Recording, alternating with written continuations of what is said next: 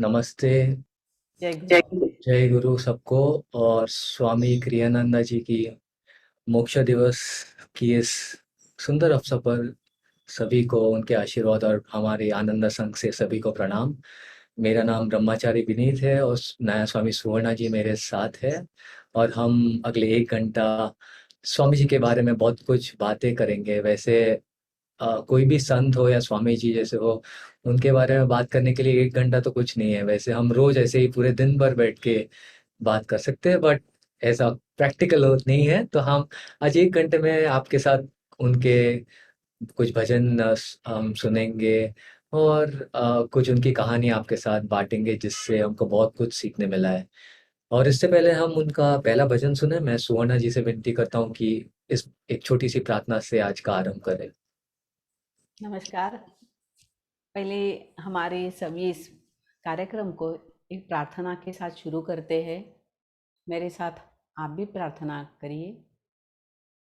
हे परमपिता परमेश्वर, हे दिव्य माता, क्रिया योग के मार्ग के सभी सद्गुरु, जीसस क्राइस्ट, बाबा जी कृष्ण, श्री लहरी महाशय, स्वामी श्री युक्तेश्वर जी, पूज्य गुरुदेव परमहंस योगानंद जी, सभी धर्म के संत महात्मा, आप सभी को हमारा विनम्र नमस्कार।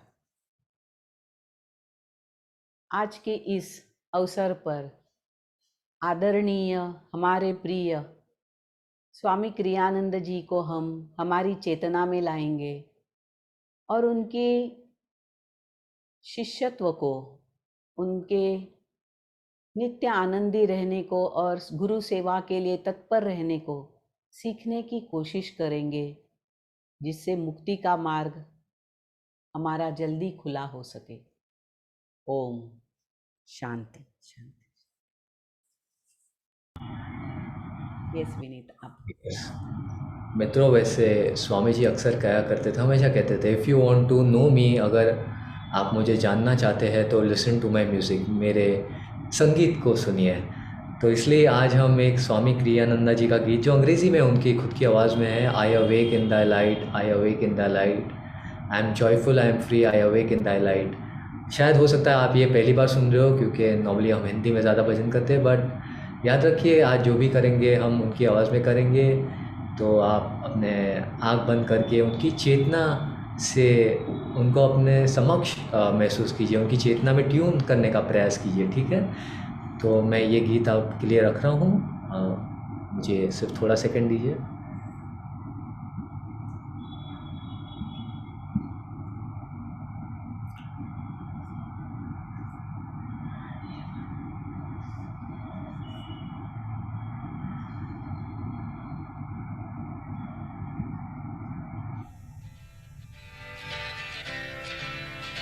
I awake in thy light, I awake in thy light. I am joyful, I am free, I awake in thy light. I awake in thy light, I awake in thy light. I am joyful, I am free, I awake in thy light. I awake in thy love, I awake in thy love.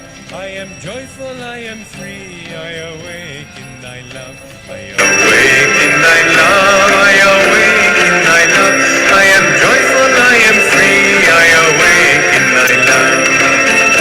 I awake in thy joy, I awake in thy joy. I am joyful, I am free, I awake in thy joy. I awake in thy joy, I awake in thy joy. I am joyful, I am free, I awake in thy joy. I awake in thy light, I awake in thy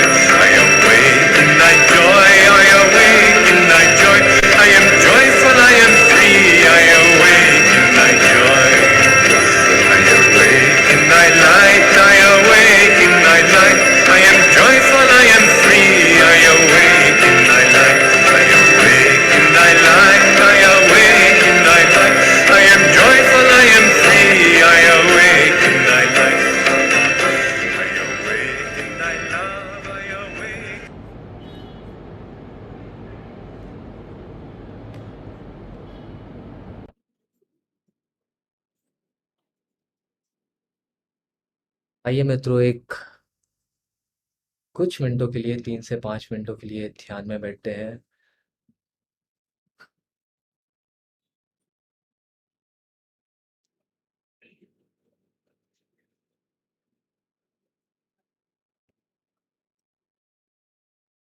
Swami ji के प्रेम में, उनकी रोशनी में अपने आप को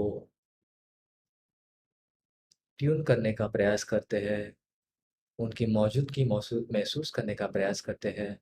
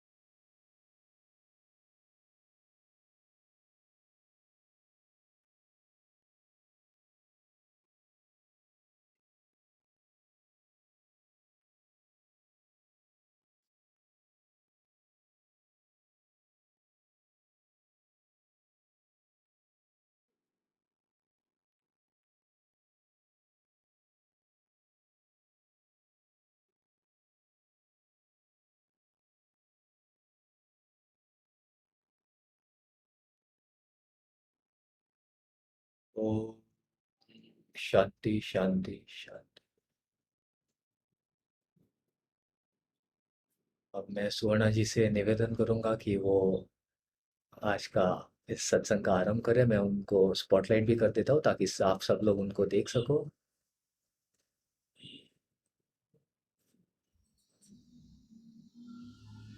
नमस्कार।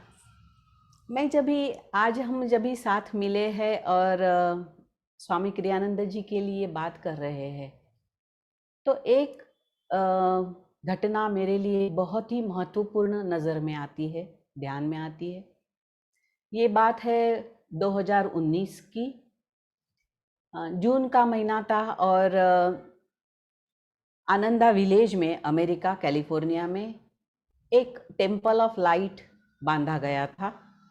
उसकी रचना की गई थी और उसका लोकार्पण था। तो इसलिए हम पुणे से 10-15 भक्त अमेरिका गए थे। तो जब भी हम गए, जाते वक्त हमें एक अंदाज़ा था क्या होगा, किस तरह से प्रोग्राम होगा, अच्छी तरह से उसके अरेंजमेंट की होगी। तो वो तो खुश थे हम। लेकिन सब प्रोग्राम हुआ, हम 8-10 दिन उधर थे और मैं बाद में भी उधर जाके रही थोड़े समय तक, 1-1.5 महीना ज़्यादा रुकी मैं। लेकिन जो 15 दिन थे और वो जो लोकार्पण का कार्यक्रम चल रहा था, उसमें मैंने क्या महसूस किया स्वामी जी के लिए, वो मैं कहना चाहूँगी। तो वो जो मंदिर सुंदर बनाया, तो उस मंदिर का, उसकी रचना, उसका सौंदर्य तो वादातीत है। मैं विनीत को कहूँगी अगर वो साइड बाय साइड वो मंदिर दिखाए तो उसका अंदाज़ा भी आएगा इस पर हमें। तो ये जो मंदिर है, ये है कैलिफोर्निया में, आनंदा विलेज में। तो जहाँ हम गए और उसका लोकार्पण था, ये मोक्ष मंदिर है। हमें हाँ, ये चाहिए टेम्पल ऑफ लाइट। ये जो टेम्पल ऑफ लाइट है, ये जो बहुत ही सुंदर मंदिर बांधा हुआ है, और इसका लोकार्पण था, हम सब गए थे। और 900 ये अंदर का उसका ये है अरेंजमेंट है, किस तरह से कुर्सियां लगाई हुई है, और बहुत वो तो टेक्निकल चीज़ें हैं, ठीक है। जो मैंने महसूस किया, मैं कह रही हूँ कि ये देखने के बाद पूरा प्रोग्राम था, हर रोज़ कुछ न कुछ आध्यात्मिक चीज़ें थी, हर रोज़ सुबह मेडिटेशन होता था यहाँ पे। ये 900 लोगों की बैठने की कोई इसकी जगह है। और 50 साल, जब भी 1969 में ये जगह स्वामी क्रियानंद जी ने ली, लेकिन उसके बाद में बहुत अच्छा मंदिर ऐसा था ही नहीं। कहीं ना कहीं सब एडजस्टमेंट चल रही थी और किसी तरह से प्रोग्राम्स होते थे, और एक सोच हमेशा मन में थी कि एक अच्छा मंदिर चाहिए। और 50 साल के बाद एक मंदिर बना, और इतना सुंदर बना ये मंदिर। फिर जब भी हम रुके थे तो इसके प्रोग्राम्स तो बहुत सुंदर थे। और विनीत पूरा मंदिर बाहर से दिखाइए, मीन्स बहुत सुंदर दिखता है वो, यस। तो इस तरह से इसका ये था। और 900 एकड़ की ये टोटल प्रॉपर्टी है, 800-900 एकड़ की, यानी कि एक छोटा गांव है। छोटा गांव नहीं, अच्छी तरह से एक बड़ा गांव है। और इसमें 200-300 क्रियाबंस रहते हैं, जिन्होंने उसमें से बहुत सारे स्वामी जी के साथ उस जगह पे आए। उन्होंने उस जगह बनाने के लिए स्वामी जी की मदद की। स्वामी जी की मदद क्या की, खुद की मदद की आध्यात्मिक मार्ग पर आगे चलने के लिए। हम जब भी किसी को मदद करते तो सच हमारी मदद होती है, हम किसी को मदद नहीं करते कभी। तो जब भी ये देखा, ये होने के बाद हम उधर रुके थे। हमने मेडिटेशन में हर रोज सभी जो पुराने नए जो कोई भी वहाँ पे रहने वाले थे, हर रोज वहाँ आते थे। सुबह शाम मेडिटेशन चलता था, बाकी प्रोग्राम्स भी होते थे। और जब भी ये देखा, फिर हमने स्वामी जी की जहाँ शरीर उनका रखा है, मोक्ष मंदिर कहते हैं उसको, वहाँ पे भी जाना होता ही है बार बार। तो वहाँ पे भी गए तो वो भी एक बहुत सुंदर तरीके से छोटा सा मंदिर बनाया है, मोक्ष मंदिर। और इसीलिए इस दिन को मोक्ष दिन कहते हैं। ये छोटा सा एक मंदिर है जहाँ पे अंदर स्वामी जी का शरीर रखा हुआ है। और उसके बाहर बाजू में गार्डन किया हुआ है, बगीचा है। उसमें सीजन में टुलिप्स आते हैं। ये अभी सीजन चालू है टुलिप्स के फूल। राउंड अबाउट 15-16 हजार फूल एक ही वो समय में, एक 15-20 दिन के समय में वो वहाँ पे उगते हैं, लोग आते हैं। मैं ये उस चीज़ की भव्यता नहीं कहने के लिए कह रही हूँ, मैं इसलिए कह रही हूँ कि जब मैं ये सब देख रही थी तो मुझे ये लग रहा था कि एक साधारण व्यक्ति को इतना करना अशक्य है। अकेले से ये सब करना, एक टोटली खाली जमीन है और उस जमीन पर इस तरह से चीजें तैयार करना, उससे भी ऊपर इस तरह के भक्त तैयार करना, इसके लिए एक बहुत शक्ति चाहिए। और ये शक्ति कहाँ से आती है?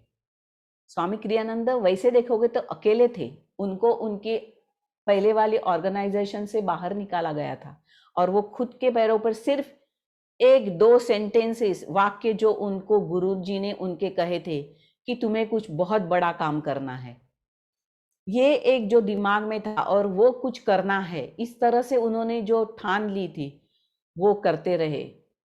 गलतियां हुई, सही हुआ, सब कुछ होता रहा, लेकिन उन्होंने अपना मार्ग नहीं छोड़ा, गुरु की सेवा। और उस वक्त पे जो मदद आई, क्योंकि ये जो दिख रहा है आपको पूरी तरह से जो 800-900 एकड़ में, वो भगवान की कृपा, गुरु का सहाय, गुरु कृपा के बिना शक्य नहीं है। तो इस कृपा को उन्होंने अपनी ओर खींचा और फिर इतने जगह और इतने लोग तैयार किए। जब मैं वहाँ थी, हम लोग वहाँ थे, तो हर एक देश से लोग आए थे क्योंकि वो लोकार्पण का बड़ा प्रोग्राम था। तो बहुत सारे सभी भक्त कहीं अलग अलग देश से आए हुए थे। और जब भी हमारी बातें होती थी, तो जब भी हम कहते थे आप कहाँ से आए हो, तो हम कहे हम भारत से आए हैं, तो तुरंत उनके चेहरे पे इतना रिस्पेक्ट, आदर भाव आ जाता था। वाह, आप भारत से आए हो, हमें उधर आना है एक बार। तो मुझे मेरे भारत के लिए इतना अभिमान उसके पहले नहीं था, जबकि उनसे बात करके मुझे महसूस हुआ कि कोई है। हम हमारे देश को हम कितने महान है हमें नहीं पता शायद, और शायद भौतिक जगत हमें उतना मानता भी नहीं होगा, लेकिन जो आध्यात्मिक लोग हैं वो भारत को एक अलग नजरिए से देखते हैं। और फिर वो हमारी धरोहर है और हमारी जिम्मेदारी भी है कि जो कुछ भी लोग हमारे लिए समझ रहे हैं उसको उस पायदान पे ही रखे, उससे ऊपर लेके जाए।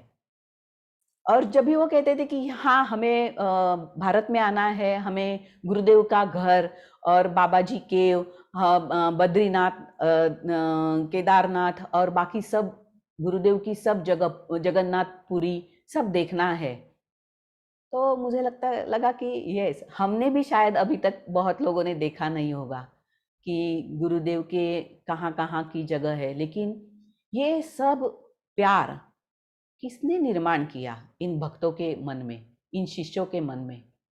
स्वामी क्रियानंद जी ने।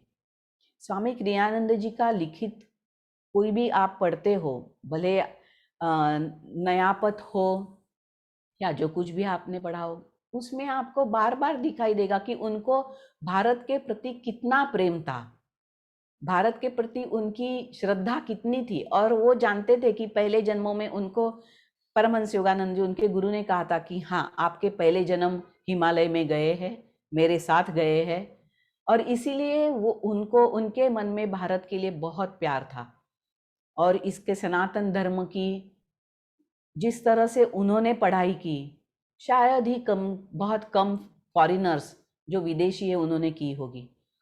क्योंकि तभी मुझे लगता है वो हमेशा सोचते थे कि मैं भारतीय ही हूँ। उस नज़रिए से उन्होंने सब सनातन धर्म को पढ़ा, सब चीज़ों को पढ़ा। और इधर आके वो हर एक ऋषि मुनि से मिले। आपने नयापत में देखा होगा कि वो कहाँ कहाँ जाके रमण महर्षि, फिर उनके स्वामी रामैया, और इनके साथ सबसे मिलके उन्होंने एक अपने धर्म की।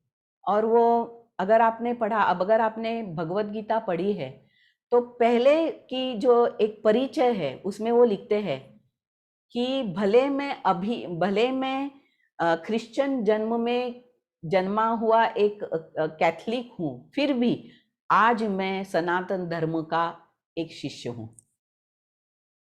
सो इस तरह से उन्होंने अपने जीवन को पूरी तरह से मोड़ दिया। और उन्होंने न वो हिंदू न क्रिश्चियन इसमें अटके बिना वो सनातन धर्म में और गुरु चरणों में अटके रहे। और वो मैंने बहुत बहुत स्ट्रांगली आनंदा विलेज में महसूस किया। लोगों की गुरु के प्रति श्रद्धा, जो कुछ भी उन्हें क्रिया योग के मार्ग से मिला है उसको जिंदगी भर करने के लिए उनकी मन की तैयारी, उस लिए हर रोज के उनके प्रयास, और फिर जो कोई भी आता है उसको अपना कहने की उनकी ताकत, ये सब उन्होंने, जो पहली पीढ़ी थी जो स्वामी क्रियानंद जी के साथ थे, उन्होंने स्वामी क्रियानंद जी से सीखा। ये नम्रता, ये प्यार भारत के प्रति और सनातन धर्म के टीचिंग्स के प्रति, अपनी गुरु परंपरा के प्रति। तो इस तरह से उन्होंने जो किया है, 800-900 एकड़ की जगह को इतना पवित्र रखना। और अगर उधर जब भी गए तो वहाँ कहने की ज़रूरत नहीं पड़ी हमें कि आप स्पिरिचुअल जगह पे आए हो। सुबह से शाम आप महसूस करते हो कि एक अलग ही चेतना उधर सब जगह पे है। सिर्फ आप आंख बंद करिए और आप ध्यान की अवस्था में जाते हो। इस तरह से एक जगह तैयार करना, वो भी दूसरी कोई देश में। देखो, भारत में ये होना थोड़ा नैसर्गिक है, क्योंकि ये भूमि ही संत महात्माओं की है कंप्लीटली, और युगों से यहाँ पे योगा होता आया है। और लेकिन वहाँ पे इस तरह से खड़ा करना, उसको इस तरह की चेतना देना, ये बहुत कठिन काम था, और ये मुझे लगता है गुरु कृपा के बिना नहीं हो सकता था। तो उनकी हमेशा, अगर आपने उनका जीवन देखा होगा, तो गुरु के लिए लेक्चर्स देना, उनकी शिक्षा को देना, उनके लिए गीत संगीत करना, उनके संगीत को अलग अलग भाषाओं में गाना, हम आज वो भी सुनेंगे कि किस तरह से उन्होंने अपने टोटल जीवन को एक अध्यात्म और गुरु का शिष्य, चेला, इस तरह से चेला, चेला ये शब्द उनके लिए सही है, क्योंकि चेला का मतलब है कि बेटा। तो वो सच में अपने गुरु के बेटे रहे, और उन्होंने जो कुछ भी किया उस हिसाब से अपने पिता की, अपने धरोहर जो है वो उन्होंने अच्छी तरह से आगे चलाई।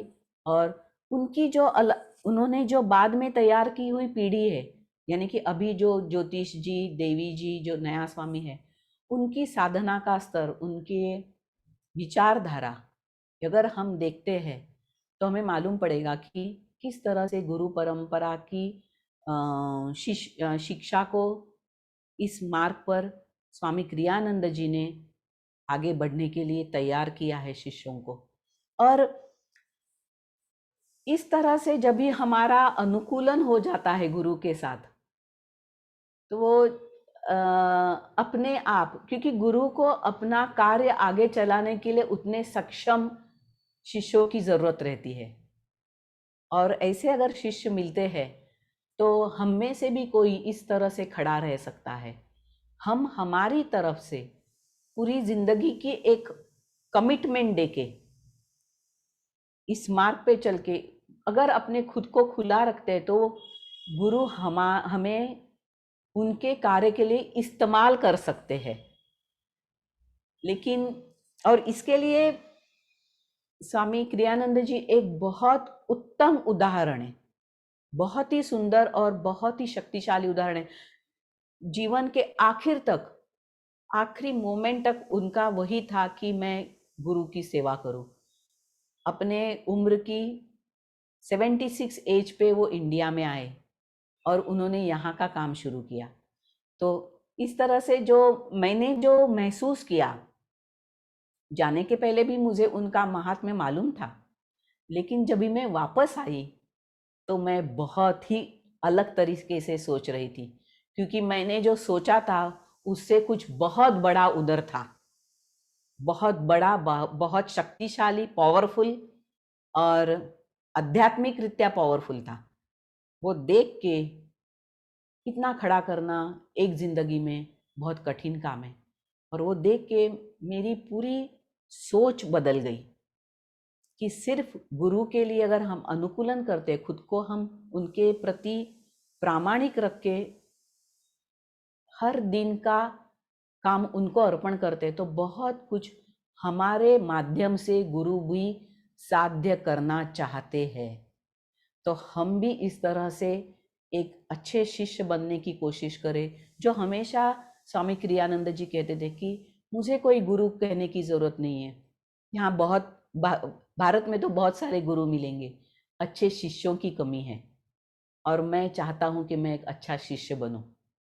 तो वो उन्होंने उनके जिंदगी में प्रूव करके दिखाया कि यस, ऐसा हो सकता है, और एक जिंदगी इस तरह से पूरी गुरु चरणों में अर्पित हो सकती है। उनका जीवन गुरु चरणों में पूरी तरह से अर्पित जीवन था। तो इस तरह से मेरी विचार, मेरी सोच जो बदली, उसी तरह से आप भी, मैं कहूँगी कि एक हमेशा उनकी जो किताब है नया पथ, उसको पढ़ते वक्त इस तरह से सोचिए कि खुद को कितने स्तर पर आगे लेके जा सकता है गुरु के माध्यम से। और यही उनके जीवन का, सच कहूँ तो यही उनके जीवन का सार है और कुछ भी नहीं। उनका जीवन तो बहुत सिंपल था। तो इसी के साथ मैं विनीत को देती हूँ और वो वो उनके उनके विचार विचार उस उस तरह से। यस यस अच्छा, कोई कुछ जी बोल कुछ रहा है? यस नहीं स्वर्ण जी, एक सेकंड, कोई बात। हाँ, हाँ तो तो मेरा ही मेरा ही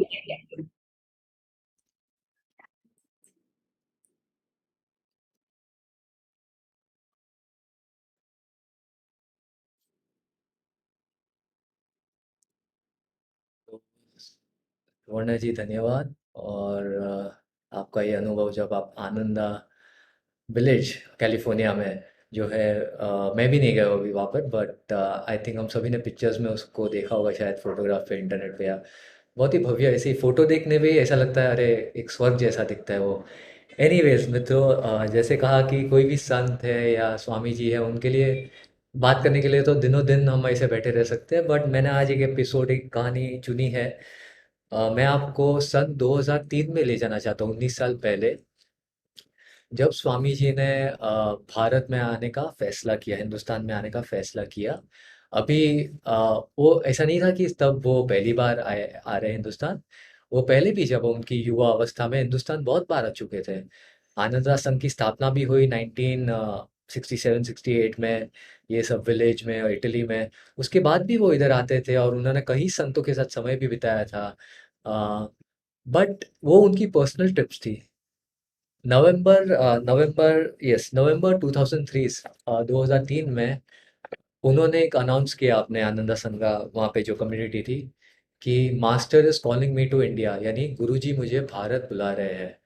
उनको बहुत, आप कह सकते हैं इंट्यूशन, या गुरु की एक आवाज़, या जो भी आप कह सकते हैं, वो हृदय में महसूस किया उन्होंने, मेरा वक्त आ गया है हिंदुस्तान में जाने को। बट काफ़ी उनको इश्यूज थे, लाइक एक तो वो, उन्होंने खुद कहा है कि पहले तो मैं जवान था तभी, वहाँ पे तो हर एक शहर से दूसरे शहर में जाके लेक्चर्स दिया है मैंने, जब आनंद आश्रम की स्थापना नहीं हुई उससे पहले, जब वो वायसेस के साथ थे। बट अभी इस उम्र में, यानी आपको शायद सोना जी ने जैसे कहा, सन 2003 में स्वामी जी की उम्र 76 थी या 77 कुछ। उस उम्र में हिंदुस्तान में आना, उन्होंने बोला, उन्होंने कहा कि पहले तो मैं क्लाइमेट झेल लेता था, अभी पता नहीं मुझे क्लाइमेट भी सूट होगा कि नहीं, और दूसरे जो चैलेंजेस थे वो उसका मैं बाद में जिक्र करूंगा। बट इन शॉर्ट, वो उन्होंने उन्होंने उनको महसूस हुआ कि गुरु ने मुझे कहा है हिंदुस्तान जाने को, तो मुझे जाना चाहिए। और ये ट्रिप क्यों खास थी, क्योंकि ये पर्सनल ट्रिप नहीं थी, ये गुरु ने कहा है, यानी गुरु के लिए उन्होंने को हिंदुस्तान आना था। और ये क्रिया योग की इन शिक्षाओं को और हिंदुस्तान में और हिंदुस्तान के लोगों के बीच कोने कोने में फैलाने के लिए, उनको ऐसा गुरु के माध्यम से महसूस हुआ, ये कार्य करने मुझे गुरु हिंदुस्तान कहने को जा रहे हैं। और वो हिंदुस्तान आ गए। ऑफ कोर्स काफ़ी अलग था जब 1960s या 70s में वो हिंदुस्तान आए थे, वहाँ पे टेलीविज़न ये सब नहीं था। आज 2003, यानी अभी 19 साल पहले की बात है, घर-घर में टेलीविज़न और सब कुछ आ चुका था। और आए वो सीधे नई दिल्ली में आए थे, और उन्होंने कुछ पब्लिक लेक्चर्स, जो पब्लिक के लिए लेक्चर्स होते हैं, वो लेक्चर्स देना शुरू किए। देखने के लिए कि क्या ये लोग मुझे, मेरी कुछ बात सुनने के उनको रुचि है, या शायद उनको सब ज्ञात होगा हिंदुस्तान की मित और परंपरा में। बट इन लेक्चर्स को, थोड़े लेक्चर्स दिए, पब्लिक लेक्चर्स, और उनको बहुत ही पॉजिटिव रिस्पॉन्स, सकारात्मक रिस्पॉन्स मिला दर्शक से। और उनको लगा इतना ही छोटे लेक्चर्स में अभी अगले कदम का वक्त आ गया है। तो क्योंकि मेन उनका, वो सोच रहे थे कि जब मैं यानी जब वो नवयुवक थे 1960s में, 50s में वो आए थे, तभी वो कोने-कोने में खुद जाते थे चल के, घूम के, हर एक शहर में। बट अभी मैं लाखों लोगों तक कैसे पहुँच पाऊँगा? तो टेलीविज़न उसका जवाब था, उन्होंने कहा। उन्होंने कहा जब ये पब्लिक लेक्चर्स दिए, तो उनको टेलीविज़न प्रोग्राम के लिए ऑफ़र किया गया। आपको पता है कि टेलीविज़न में बहुत सारे स्पिरिचुअल चैनल्स हैं, उसमें से एक बहुत फ़ेमस है आस्था चैनल, जिसको स्वामी जी को आस्था चैनल में इन प्रोग्राम देने के लिए अ, इनविटेशन मिला और उन्होंने कहा चलिए और एक कदम आगे बढ़ाते हैं और कुछ प्रोग्राम देने लगे वो। कुछ भी नया करते हो तो हम थोड़ा छोटा करके देखते हैं कैसा जा रहा है। तो वैसे ही जैसे लेक्चर से गए थोड़े प्रोग्राम रिकॉर्ड किए जब तक वो टेलीविज़न पे लोगों ने यानी एयर जैसे रिलीज़ ना हो जाए तब तक उन्होंने को रुकना पड़ा। जैसे ही ये प्रोग्राम रिलीज़ हुए, बहुत ज़्यादा सकारात्मक रिस्पॉन्स आया उनको दर्शक की तरफ से और लोग उनके बारे में पूछने लगे, उनके कॉल करने लगे और उनको मिलने के लिए इच्छा जागृत करने लगे। और वही नहीं, वो रास्ते पे भी चलते थे। पहले तो उन्हें कोई नहीं जानता था, अभी अनजान लोग भी उनको आते क्योंकि वो ऑफ कोर्स एक तो अमेरिकन थे और ऊपर से ऑरेंज वस्त्र जो सन्यासी का वार्डरोब है, उसका फ़ोटो मैं बाद में दिखा सकता हूँ, शायद मेरी एक किताब है जिसमें है। वो पहन के घूमते थे, तो लोग आके कहते थे, "आप स्वामी क्रियानंदा जी हो ना? योगानंदा जी के शिष्य, हमने आपको आस्था चैनल पे देखा है।" और मित्रों दूसरी बात ये है कि तो यानी उनको पता चल गया, हाँ, ये सफलता, ये गुरु की ही सफलता हो रही है और ये गुरु का ही कार्य गुरु ने ही, मैं जो समझता था वो सही है कि गुरु ने ही मुझे यहाँ जाने के लिए कहा है, मैं अपनी मर्ज़ी से नहीं आ रहा हूँ। और ख़ास करके वो जब रिकॉर्ड करते थे तो वो इतनी सारी चैनल में लोग पूरा टाइम शूटिंग करते रहते हैं, आपको पता है। तो रिकॉर्डिंग का जो कैमरा क्रू, डायरेक्टर और वो सब है, बहुत ही दिलचस्प बात उन्होंने स्वामी जी से कही। उन्होंने, मैं पढ़ना चाहता हूँ, this is the most spiritual program we have ever recorded. यानी इतने सारे प्रोग्राम्स हम रिकॉर्ड करते हैं इतने सारे चैनल्स पे, इससे ज़्यादा आध्यात्मिक शक्ति हमने कहीं महसूस नहीं की है। और लोगों के आँसू में कैमरा पर्सन, डायरेक्टर के लोगों को 24 घंटा चैनल्स चलती रहती है और ये लोग रिकॉर्डिंग करते हैं तो कितना कुछ सुनते रहते हैं, बट इसमें कुछ खास बात थी। तो फिर स्वामी जी को यकीन हो गया, हाँ, ये गुरु ने मुझे आगे बढ़ने का एक आशीर्वाद दे दिया है। तो उन्होंने कहा चलिए पूरे 1 साल की रिकॉर्डिंग करते हैं और उनको एडवांटेज लगा टेलीविज़न के ज़रिए। मैं तो अभी मैं बुज़ुर्ग हूँ, 70 से इस एज में मैं ट्रैवल नहीं कर पाऊँगा हिंदुस्तान के एक शहर से, बट टेलीविज़न के माध्यम से मैं लाखों करोड़ों लोग तक पहुँच सकता हूँ। और वो 1 महीने 1 साल के प्रोग्राम 365 डेज़ के प्रोग्राम वो उसने रिकॉर्डिंग करने के लिए 1 नवंबर महीना चुना, जिसमें उन्हें लिखा गया है कि अ 235 चैनल्स 235 एपिसोड्स रिकॉर्ड करने वाले थे, 235। और वो पूरा नवंबर वो उनका ध्यान इस पे ही था, यही प्रोजेक्ट पे, हिंदुस्तान पे और ये क्रिया योग को और हिंदुस्तान के कोने-कोने तक पहुँचाने का, ये शिक्षाओं को। और वैसे उनका शेड्यूल बहुत ही हेक्टिक था। आई मीन आपको शायद शूटिंग के बारे में पता नहीं होगा, बट शेड्यूल बहुत हेक्टिक होता है। जैसा दिखते हैं वैसा नहीं, कितनी आसान बात है। बहुत ही कठिन वातावरण बन जाता है, एक रिकॉर्डिंग का होता है, शूटिंग होता है। और स्वामी जी ऑलरेडी 76 77 थे। उनको हफ्ते में 5 बार सुबह से लेके शाम तक 10-12 घंटे कंटिन्यू शूट करना पड़ता था, रिकॉर्ड करना पड़ता था और बहुत ही चैलेंजेस थे। चैलेंजेस क्या थे वो भी मैं बोलूँगा, बट अभी तो जहाँ स्वामी जी ने अपना घर बनाया था टेम्परेरी, उनके पास कुछ नहीं था हिंदुस्तान में रहने के लिए, ऐसा कोई था नहीं। वहाँ पे ही वो घर का मेन रूम उन्होंने रिकॉर्डिंग स्टूडियो बना दिया। तो कैमरा वाले और डायरेक्टर और प्रोड्यूसर, बड़ी-बड़ी लाइट शूटिंग होती है तो बहुत बड़ी-बड़ी लाइट्स यूज़ होती है, शायद आपको पता हो या नहीं हो। बहुत बहुत ज़्यादा गर्मी होने लगती है अगर आपके रूम में कोई शूटिंग होगा, बहुत बड़ी-बड़ी लाइट्स आती है और बहुत ज़्यादा आप एसी भी ऑन रखेंगे तो भी पसीना-पसीना हो जाएगा क्योंकि वो गर्मी, एक लाइट भी पता है बहुत गर्मी होती है और वही हुआ। और ये चैलेंजेस, छोटी-मोटी challenges Swami ji already face करने लगे। और हाँ, इधर ऑफ कोर्स जैसे जब लेक्चर देते हैं तो 1000-2000 जन लाइव पब्लिक होता है, तो इधर ऑडियंस दर्शक इतने सारे नहीं थे। कुछ जिन बहुत ही गिने-चुने दर्शक थे, थोड़े तो जो आनंदा अमेरिका और इटली से उनके साथ आए थे। और दूसरे नए-नए दर्शक तो देखने आए थे, बहुत गिने-चुने दर्शक थे।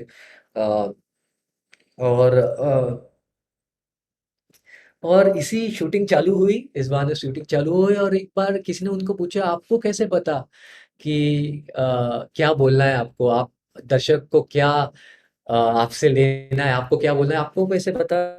क्योंकि जब लाइव दर्शक होता है तो आप महसूस कर सकते हो, हाँ, दर्शकों को ये चाहिए या कोई पूछ लेता है, बट शूटिंग में तो किसी को अलाउड नहीं था कुछ पूछना। आप स्वामी जी कैसे पूछ सकते हो कि दर्शक को क्या चाहिए? और मैं उसी तो स्वामी जी ने जवाब दिया, हाँ, ये सही है, जब ऑडियंस मेरे पास है नहीं, इधर दर्शक बैठे नहीं है जो मुझे बोलेंगे हमको इस बारे में जानना है या, बट जब मैं कैमरा में देखता हूँ, तब मुझे उन्होंने कहा कि I feel the consciousness of those who are going to see this program. यानी वो दर्शक जो ये प्रोग्राम देखने वाले हैं भविष्य में, उनकी चेतना को मैं महसूस कर पाता हूँ। और फिर गुरुजी मुझे कहते हैं कि आज इसके बारे में बात करो, आज उस टॉपिक के बारे में बात करो। अभी ये अपने आप में अद्भुत चीज़ है, बट बहुत ही प्रेरणादायक चीज़ है कि एक कैमरा से भी हमें पता लग सकता है कि जो भी लाखों करोड़ों लोग देखने वाले हैं तो वो उसको क्या चाहिए। और आगे बढ़ते हुए यस, ये प्रोग्राम का नाम था द वे ऑफ अवेकनिंग और conversations of Yogananda, with Yogananda, Yogananda के साथ वार्तालाप, जो किताब है ब्लू कलर की, शायद आप में से जो क्रियावान हो उसके पास हो, उस पे ये पूरा प्रोग्राम बेस्ड था, जिसमें वो योगानंदा जी के शब्द और थोड़े थोड़े आध्यात्मिक सीख जो उन्होंने दी थी, जैसे कॉन्वर्जेशंस ऑफ योगानंदा में है, वो ऑडियंस के साथ शेयर करने वाले थे, बट उन्होंने नाम अलग अलग था, द वे ऑफ अवेकनिंग, यानी एक तरफ से सिंपल अंग्रेजी हिंदी में करना है तो जागरूक होने का एक तरीका, अवेकनिंग। तो और आगे बढ़ते हुए स्वामी जी ने कहा है, बार बार कहते थे कि हिंदुस्तान में मुझे अपना घर महसूस होता है। जब भी मैं हिंदुस्तान जब भी आया हूँ, पहले भी 2-3 बार आया, मुझे ज़रा भी नहीं लगता कि ये विदेश है। मुझे अपना खुद का घर महसूस होता है, और हिंदुस्तान में मुझे बहुत आसान क्यों होती है, क्योंकि इधर मुझे लोगों को कन्विंस करने की ज़रूरत नहीं, यानी उनको मनाने की ज़रूरत नहीं, ये आध्यात्मिक गुरु के बारे में, या हाँ, आध्यात्मिक एक योग काम आता है जीवन में, आपको बहुत काम आएगा। अ, अमेरिका में या दूसरी जगह मेरे को तो पहले लोगों को मनाना पड़ता था आध्यात्मिक पद में का मतलब क्या है, गुरु का मतलब क्या है, क्योंकि उन्होंने बोला हिंदुस्तान में मुझे ये सब करने की ज़रूरत ही नहीं है।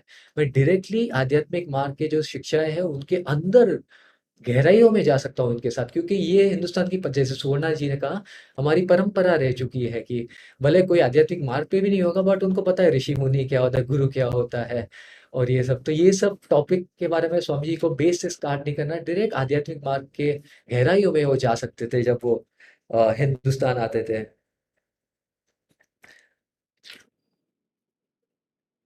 और उन्होंने ऐसे भी कहा कि अमेरिका में जाता हूँ तो मैं थोड़ा ही बात सकता हूँ ज्ञान, पूरी तरह अपना हृदय खोल के बात नहीं कर सकता हूँ। इटली में जाता हूँ तो और ज़्यादा मैं खुलेपन से बात कर सकता हूँ। हिंदुस्तान में आता हूँ तो मैं पूरा खुला हूँ। हृदय में मेरे जो भी है वो मैं पेश कर सकता हूँ। इसलिए मुझे ये इतना एक रिसेप्टिविटी है हिंदुस्तान में आध्यात्मिक चीज़ों के लिए, शिक्षाओं के लिए। और आगे बढ़ते हुए चैलेंजेस क्या आते हैं, तो कठिनाइयाँ कहाँ पे आई? पहली तो बात, शूटिंग की वातावरण बहुत ही टफ होता है, और एक कॉमन कठिनाई आती है, जैसे भी कोई भी गुरु, योगानंदा जी हो या स्वामी विवेकानंदा भी रह चुके हैं, कोई भी गुरु जब एक्चुअली लोगों को इंस्पायर करने आता है आध्यात्मिक मार्ग को लेके, ये इन शिक्षाओं को लेके, तो योगानंदा जी के केस में भी हुआ था कि माया जो है, सेटन जिसे अंग्रेजी में कहते हैं, वो दखल अंदाजी करते हैं, उनकी परीक्षा लेने आ जाते हैं। तो स्वामी जी के साथ भी यही हुआ। पहली परीक्षा तो सेट पे हुई थी। सेट पे क्या थी, इलेक्ट्रिसिटी ऑन ऑफ होती रहती थी, यानी अगर इलेक्ट्रिसिटी ऑफ हो जाए तो आपको पता है कैमरा लाइट सब ऑफ हो जाती है, जनरेटर।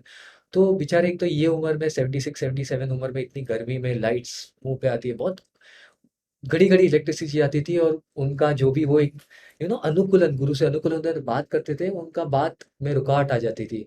बाद में एक दिन उन्होंने थक के बोला, चलो मैं दूसरे रूम में जाता हूँ, जब आप तैयार हो मुझे वापस बुला लेना, यानी पूरा वापस उनको स्टार्ट करना पड़ता था, और काफ़ी 10 घंटे से ज़्यादा शूटिंग रोज होती थी।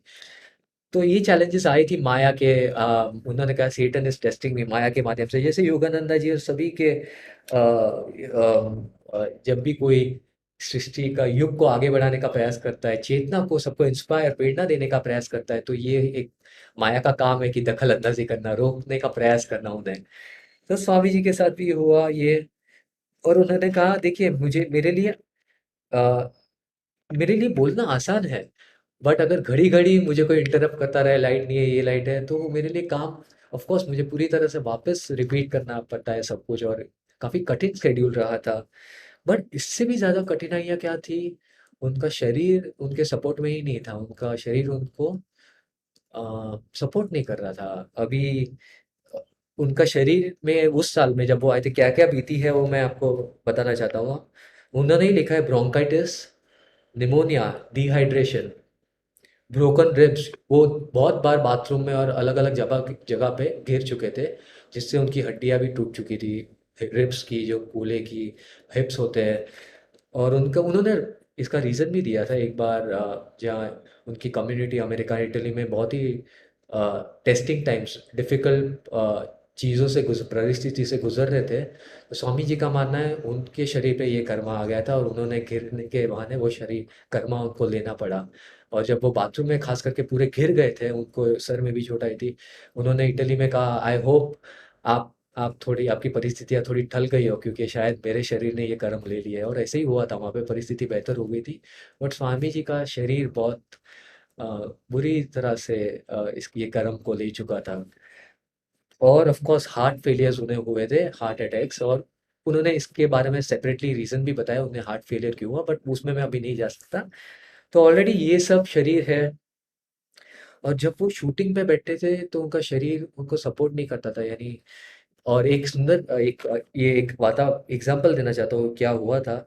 एक बार जो हमारे एक आचार्य जो उनके साथ रहते थे हमेशा, उनको सपोर्ट करने के शूटिंग के लिए नाश्ता लगा के चले गए थे।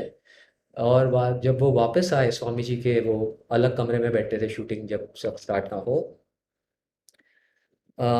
तो नाश्ता को हाथ भी नहीं, नाश्ता ऐसे पैक था। और उन्होंने स्वामी जी को देखा तो उन्होंने उन्होंने वर्णन किया है स्वामी जी की, हाथ ऊपर थे, कोहनियाँ ऐसी थी, और वो सर पकड़ के पूरी सर को ऐसे झुका के कुछ ऐसे ही बैठे थे जैसे कोई बहुत ही बीमार हो। तो उन्होंने बोला, स्वामी जी क्या हुआ?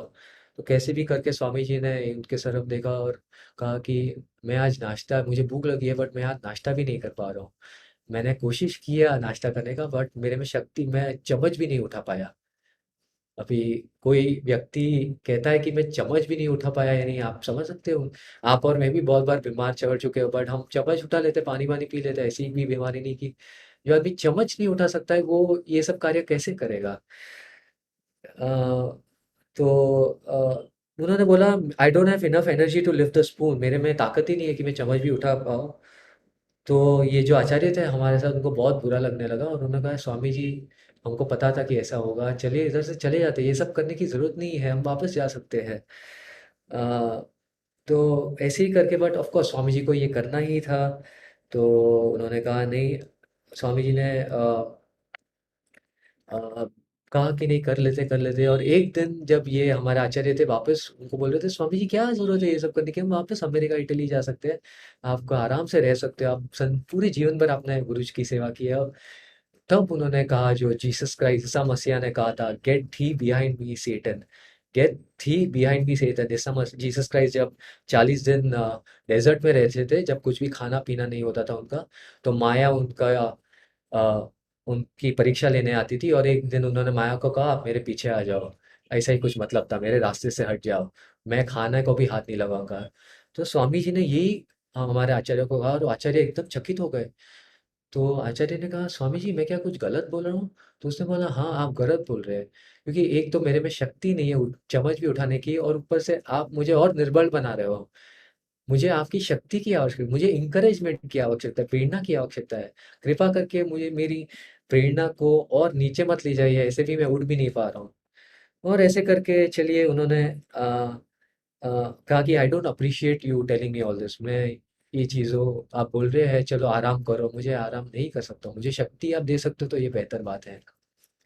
ऐसे और शोज़ आगे बढ़े और दिन भर उनके शोज़ के पहले बहुत ही हालत ख़राब होती थी, फिर से ये आचार्य जी उनके मुँह से निकल गया, इस बार ऐसे ही निकल गया, क्योंकि एक प्रेम भाव होता है, स्वामी जी से वो बहुत प्रेम करते थे, उनके करीबी थे, तो एक प्रेम भाव से कहते थे कि वो महसूस कर सकते थे स्वामी जी पे क्या बीतरी थी। स्वामी जी ये करने की ज़रूरत नहीं है, फिर से एक बार गलती से उन्होंने कहा, और स्वामी जी ने इस बार शांति रखी, कुछ नहीं कहा। बट ये आचार्य को अपनी गलती का एहसास हुआ, मैं उनके कुछ काम नहीं आ रहा होगा जो मैं ऐसा कह रहा हूँ कि आराम करो आराम करो। अगर वो आराम करेंगे तो हिंदुस्तान में योगानंद जी का कार्य जो और आगे बढ़ाना था वो कौन करेगा? और स्वामी जी ने कहा कि आप सही बोल रहे हो, मेरे में शक्ति नहीं है, बट जैसे ही मैं जब वहाँ पे सत्संग देना का प्रयास करता हूँ, तो गुरु मेरे लिए ये मेरे तरफ से बोलने लगते हैं। और गुरु मुझे शक्ति देते हैं। मेरे में शक्ति नहीं है बट गुरु में बहुत शक्ति है, वो मेरे माध्यम पे कर सकते हैं। और उनका मानना था गुरु नहीं उनको। और आप समझ सकते हो, जो आदमी चम्मच भी नहीं उठा सकता, वो आप अगर जो उसके एपिसोड अभी भी है आनंद वर्ल्ड वाइड यूट्यूब चैनल पे, जहाँ पे आप स्वामी जी को ऑरेंज वस्त्रों में पाओगे। बाद में उन्होंने, जैसे सुवर्ण जी ने नया स्वामी का वस्त्र पहना है, ब्लू कलर के वस्त्र अपना लिए थे, बट पहले वो ऑरेंज जो हमारे में केसरी रंग जो सन्यासी का वस्त्र होता है उन्होंने, और आप देखेंगे वो कोई भी अगर जो वीडियो जाके देखो, भले आपको अंग्रेजी अगर नहीं आती है कोई बात नहीं, आनंदा वर्ल्ड वाइड के साथ पे आपको वो देख के लगेगा नहीं ये आदमी इतना बीमार था। आई मीन ऐसे एक योग शक्तिशाली आदमी की तरह वो बात कर रहा है। और ऐसे कैसे करके बीतते गए। एक बार स्वामी को बहुत ऊर्जा की आवश्यकता, शक्ति की आवश्यकता थी, तो उन्होंने हमारे जो आध्यात्मिक निर्देशक है अभी नया स्वामी ज्योतिष और देवी अमेरिका और पूरा अनंत संघा का वर्ल्ड वाइड काम संबंध है, उनको कॉल किया और उन्होंने कहा कि ज्योतिष मेरे में आज जरा भी शक्ति नहीं है। तो ज्योतिष ने जी ने क्या कहा, उन्होंने कहा नहीं आपको करना ही होगा। आपका क्या मतलब है आपकी शक्ति नहीं है, आप नहीं करेगा तो कौन करेगा, आपको करना ही है। और उनके जो एग्जैक्ट वर्ड्स थे, उन्होंने कहा you have set your will on this, यानी आपने इच्छा जागृत की, आपने विल पर आत्मा बल इस गुरु का काम को आगे बढ़ाने में लगाया है, आपको करना ही होगा। स्वामी जी ने ज्योतिष को बहुत बहुत शुक्रिया अदा किया। उन्होंने कहा कि मुझे इसकी ही आवश्यकता थी ज्योतिष, कि कोई मुझे कहे कि हाँ मुझे करना ही पड़ेगा, मेरे पास कुछ ऑप्शन नहीं है, मेरे पास आराम करने का ऑप्शन नहीं है। और ज्योतिष आई कांट रेस्ट, और ज्योतिषी का उन्होंने शुक्रिया अदा किया और उन्होंने बहुत ऊर्जा एक प्रेरणा महसूस की। और मित्रों ऐसे करते करते 365 एपिसोड यानी नियरली 200 335 डेज या ज़्यादा, क्योंकि बहुत सारे रुकावट आई थी तो एक्सटेंड भी हुआ था स्केड्यूल, कैसे भी करके उन्होंने कंप्लीट किया। उसका रिस्पॉन्स, ये शिक्षाएं जो थी वो हिंदुस्तान में ही गहराई में और नहीं गई लोगों के, बट विदेशियों में भी लोगों ने आस्था चैनल के माध्यम से योगानंदा जी को ज़्यादा पहचानने लगे। क्रियानंदा जी क्रिया योग के मार्ग पे आने लगे लोग। क्रियानंदा जी को बहुत कॉल्स आते थे आश्रम में, जो भी उनके साथ आए उनको कंटिन्यूसली कॉल आते थे, हमें स्वामी जी से मिलना है, इस क्रिया योग के मार्ग को चलना है।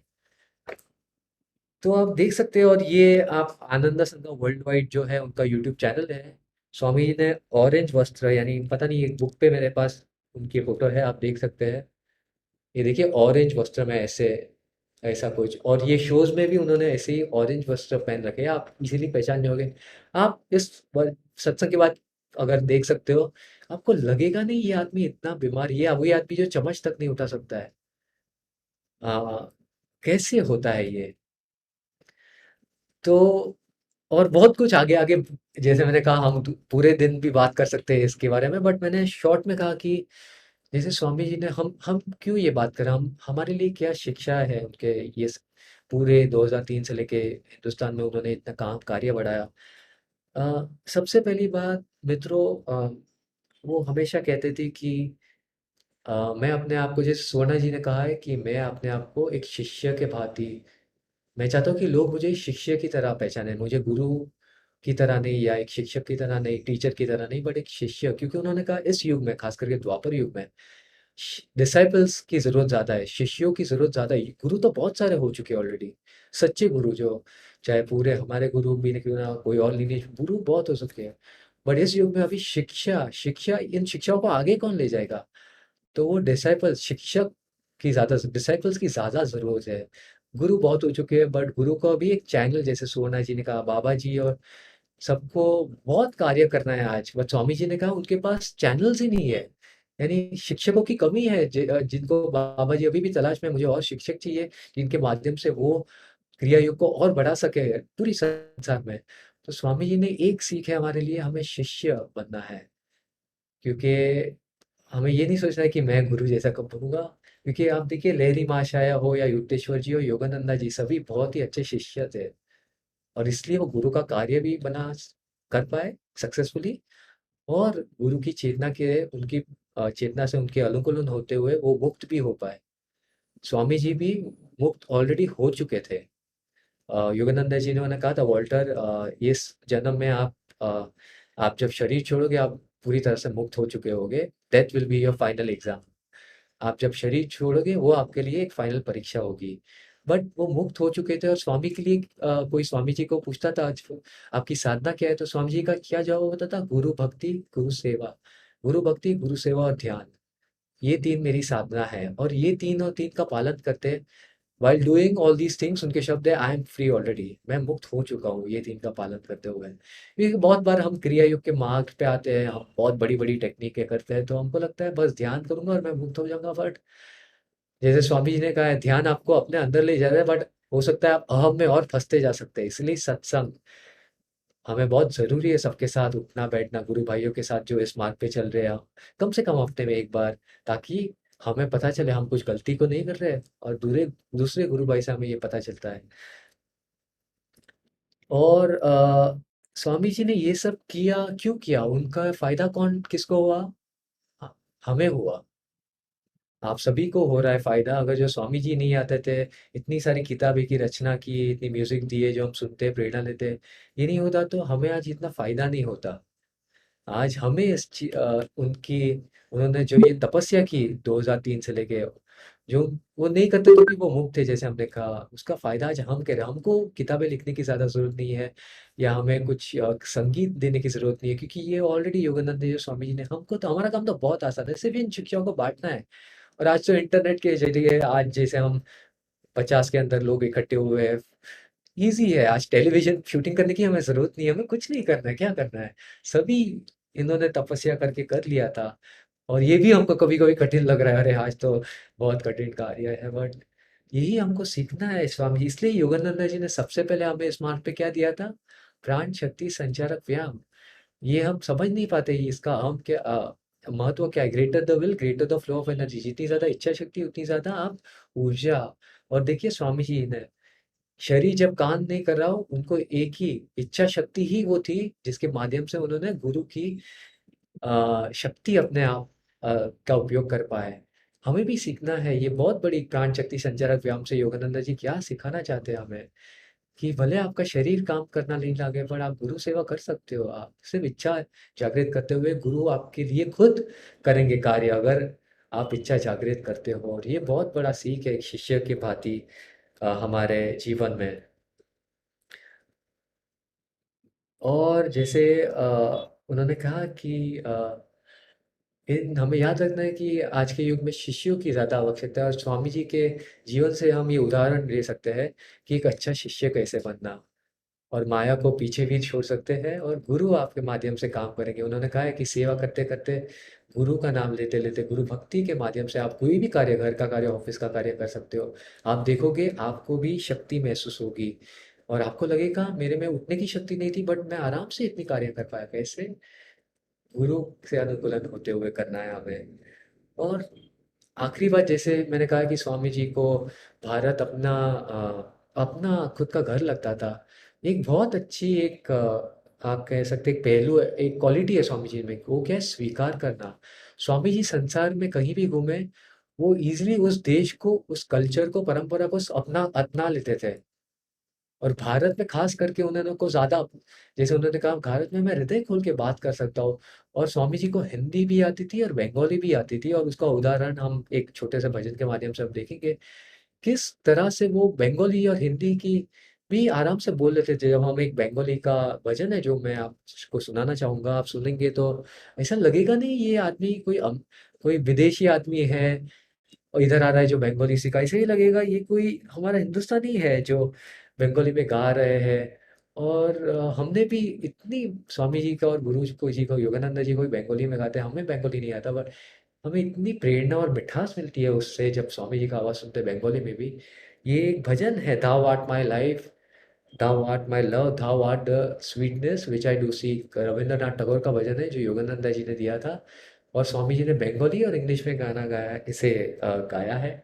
मैं आपके सामने आपको सुनाना चाहता हूँ 2 से 3 मिनट, और हम फिर से आँख बंद करके स्वामी जी को महसूस करने का प्रयास कीजिए। उन्होंने कहा है कि इफ़ यू वांट टू, जैसे नो मी, मेरे संगीत से माध्यम से भी आप उनको अपने पास पाओगे। तो आइए अगले 2 से, उनकी सबसे बड़ी शक्ति थी परंपराओं को, हर एक विदेशी या भारत हो, परंपरा को अपनाना, लोगों को अपना लेना। और इसी इन रिटर्न बदले में लोग भी उन्हें अपनाना लगे थे। लोगों को भी ऐसा नहीं लगता था उनको मिलते, हम इनके विदेशी से मिल रहे हैं, अमेरिकन से मिल रहे हैं वगैरह वगैरह। ऐसे ही लगा था हमारे दोस्त से मिल रहे हैं काफ़ी सालों बाद। तो हमें ये स्पेशली बहुत सीखने का ज़रूरत है। हम भी इन गुरु की शिक्षाओं को लेके कल कहीं भी जाए, सबसे पहले हमें अपनाना है। योगानंद जी भी जब अमेरिका गए तो उन्होंने अमेरिका को अपना, वो अमेरिकन नहीं बने, ना ही हिंदुस्तान में रह के, जैसे श्री युक्तेश्वर ने बोला वो हिंदुस्तानी थे। वो सिर्फ सनातन धर्म जैसे भागवत गीता ने लगा ना हिंदू ना क्रिश्चियन ना सिख ना ईसाई, सनातन धर्म सत्य का धर्म जो हमेशा था जो है और रहेगा, उसकी शिक्षाएं हम सीख रहे हैं ये। तो अपना एक्सेप्ट करना बहुत इम्पोर्टेंट है उनके जीवन से। अगर हम एक्सेप्ट करते हैं तो हमें भी सामने से लोग का प्रेम मिलता है और वो भी हमें एक्सेप्ट कर सकते हैं। तो आइए ये भजन को सुनते हैं। मैं स्पीकर पे बजाऊंगा। अ, एक सेकेंड, इससे पहले मैं नॉइस कैंसलेशन कर देता हूँ वरना डिस्टर्ब।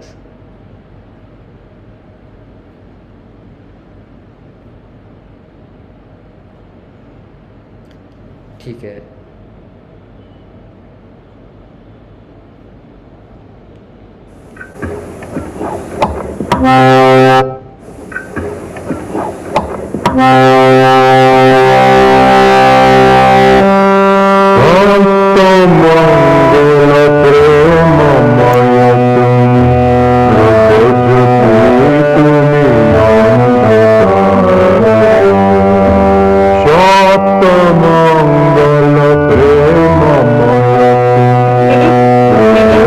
सही नहीं आ रहा है।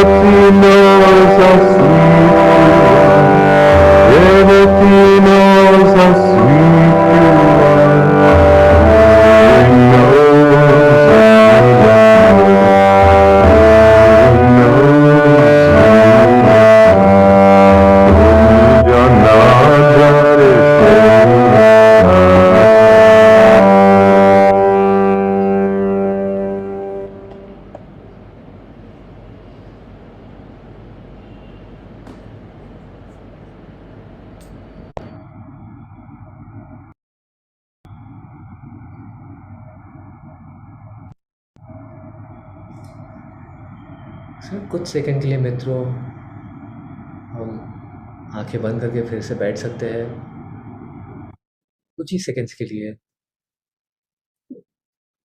मैं आशा करता हूँ ये भजन आपको थोड़ी क्लैरिटी के साथ सुनाई दिया होगा। अगर सुनाई दिया है तो आप देख सकते हैं कितनी आसानी से स्वामी जी कोई भी लैंग्वेज सीख लेते थे। ऐसा लगता ही नहीं था कि वो कोई फॉरेनर है या कोई अमेरिका में जो पैदा हुआ है वो बंगाली में गा रहे हैं।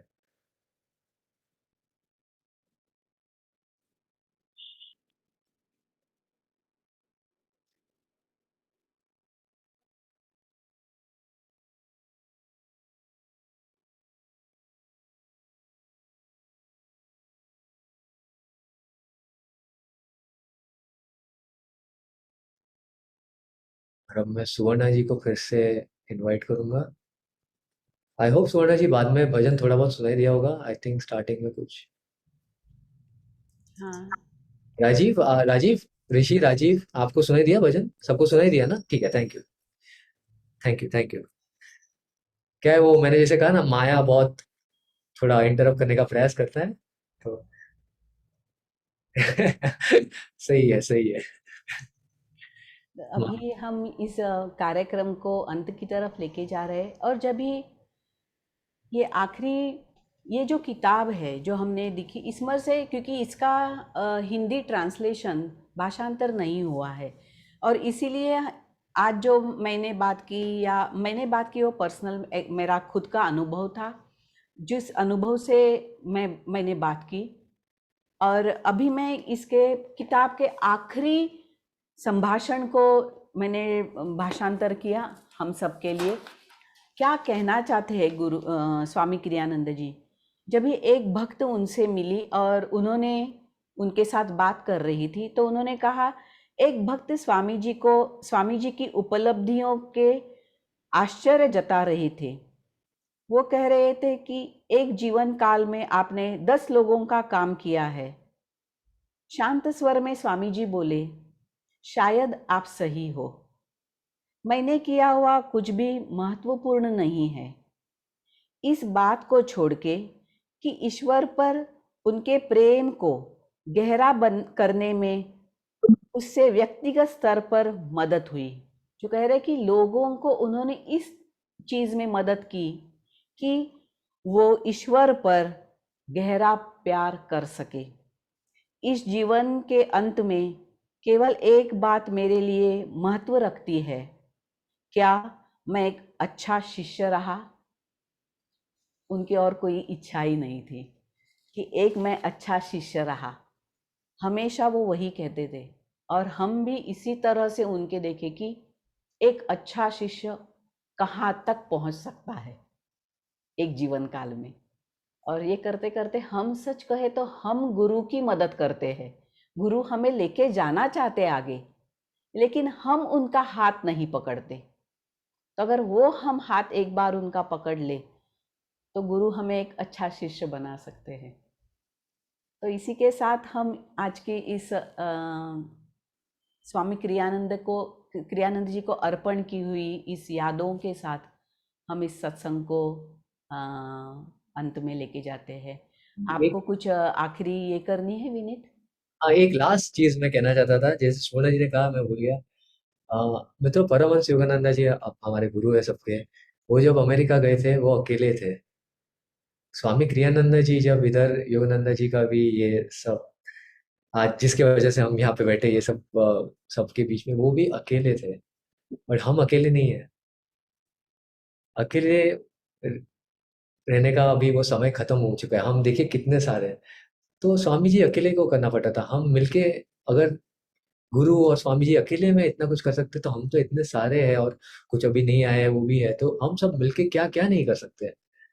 तो ये हमेशा हमें याद रखना है।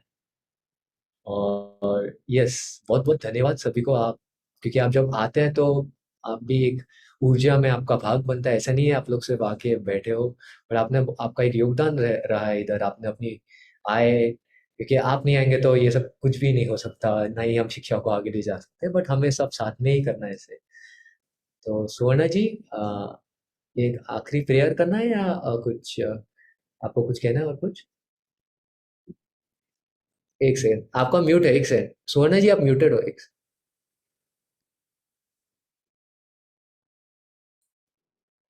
3 बार ओम का उच्चारण करके हम इस सत्संग को अंत में लेके जाते हैं।